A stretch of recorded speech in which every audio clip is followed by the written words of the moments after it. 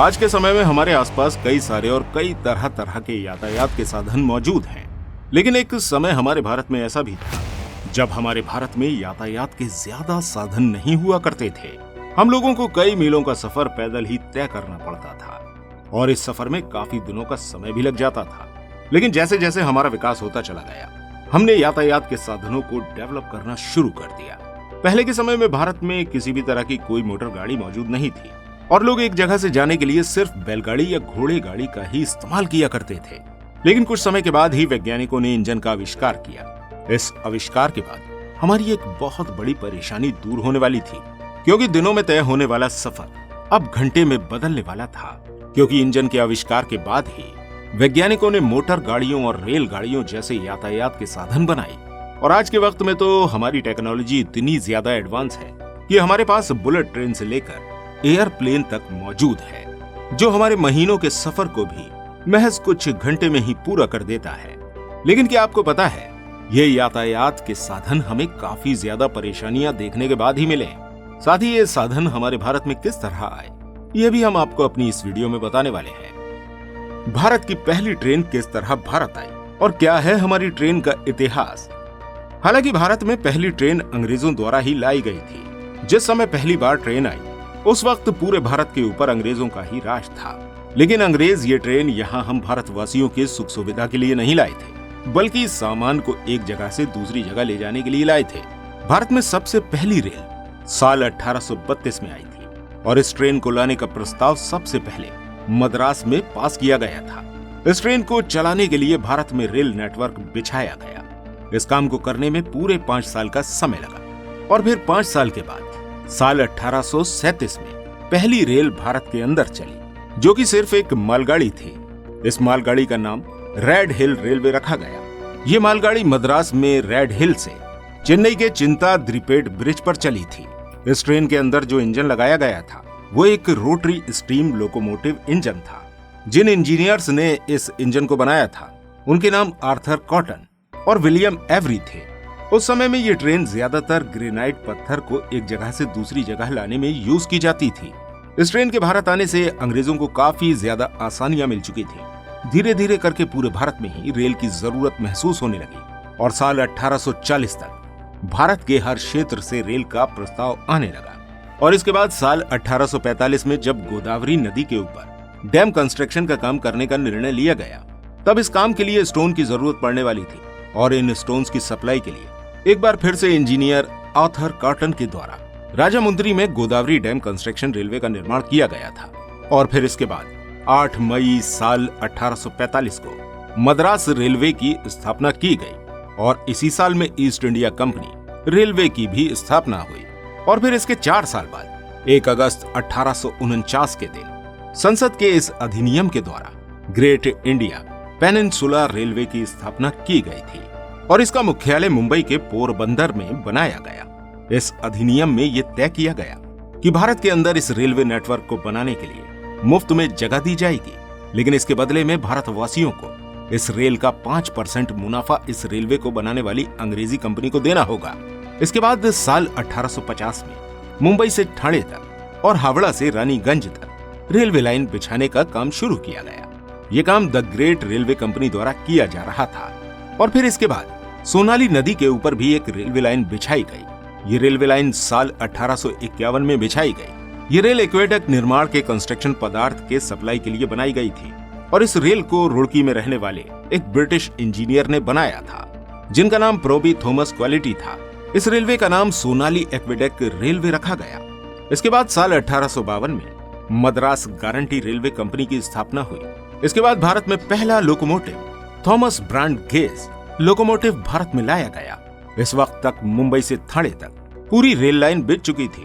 और फिर इसके बाद अगले साल 16 अप्रैल 1853 का वो पहला दिन था जब भारत के अंदर पहली बार पैसेंजर ट्रेन की स्थापना हुई। इसी दिन ये ट्रेन मुंबई से ठाणे के लिए रवाना हुई। इस समय इस ट्रेन का पूरा कार्यभार उस समय के गवर्नर लॉर्ड डलहौजी को दिया गया था। मुंबई से ठाणे तक का सफर इस ट्रेन ने 1 घंटे और 15 मिनट में पूरा किया। इस ट्रेन को 3 लोकोमोटिव इंजन के द्वारा चलाया जा रहा था। साथ ही में इस ट्रेन के अंदर टोटल 14 डिब्बे मौजूद थे। जो 3 लोकोमोटिव इंजन इसमें लगाए गए थे उनके नाम साहिलप, सिंध और सुल्तान थे। इस ट्रेन के अंदर बैठने वाले पैसेंजर्स की संख्या 400 की थी। इस ट्रेन ने इस दिन टोटल 34 किलोमीटर का सफर तय किया। यही वो ट्रेन थी जहां से भारतीय ट्रेन की शुरुआत हुई। इस ट्रेन को चलाने के लिए जो पटरियां बिछाई गई थी, उन पटरियों की चौड़ाई 5 फुट 6 इंच की थी।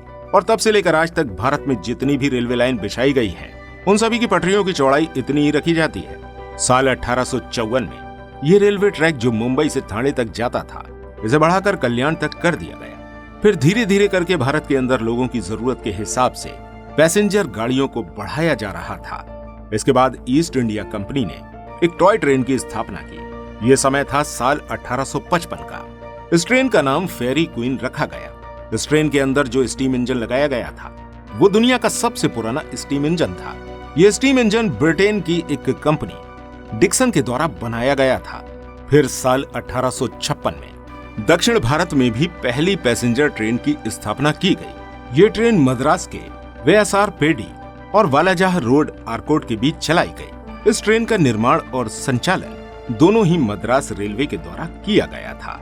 इसके बाद साल 1887 में इस ट्रेन को हेरिटेज ट्रेन के रूप में चलाया जाने लगा, जिसमें सफर करने के लिए दूर दूर से लोग आया करते थे। इसके बाद साल 1881 में पहली बार आधिकारिक तौर पर टॉय ट्रेन चलाई गई। ये ट्रेन जिस नैरो गेज पर चलती है, उसकी चौड़ाई 2 फीट होती है। ये ट्रेन आम ट्रेनों के मुकाबले काफी ज्यादा धीरे चलती है। ये एक ऐसी ट्रेन है जिसे वर्ल्ड हेरिटेज साइट का दर्जा भी दिया गया है। अब धीरे धीरे समय के साथ भारतीय रेल का नेटवर्क पूरे भारत में फैल रहा था।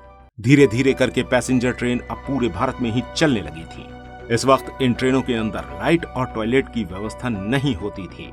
ये ट्रेनें रात के इतने अंधेरे में बिना लाइट के सफर किया करती थी और लगभग 50 सालों तक ये ट्रेनें ऐसे ही बिना लाइट और बिना टॉयलेट के चलती रहीं। इसके बाद साल 1897 में जब ट्रेनों का आधुनिक विकास किया गया, तब इन डिब्बों के अंदर पैसेंजर्स की सुविधा के लिए लाइट्स भी लगाई गई और टॉयलेट भी बनाए गए।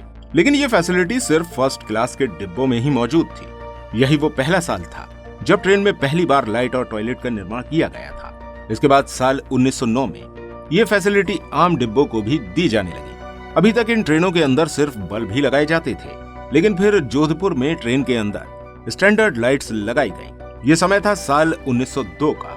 जोधपुर ही वो पहला रेलवे स्टेशन था जहां लाइट की इतनी एडवांस फैसिलिटी दी गई थी। धीरे धीरे करके भारत के अंदर मौजूद सभी ट्रेनों के अंदर इलेक्ट्रिकल लाइट्स और फैन लगाए जाने लगे। इसके बाद साल 1925 से लेकर 1947 तक भारत में रेलवे नेटवर्क बहुत तेजी से बढ़ रहा था। और फिर आजादी के बाद भारत की रेलों का विकास और भी तेजी से होने लगा।